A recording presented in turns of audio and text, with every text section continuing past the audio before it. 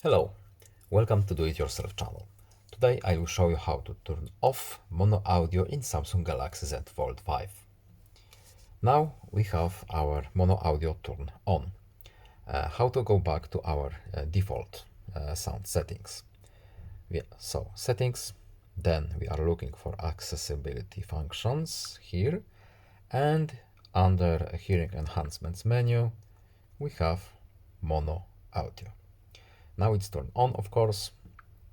We have a few options here we can change, but as of now we want to turn it off. So we simply tap this little button here, and now our sound has returned to our default settings.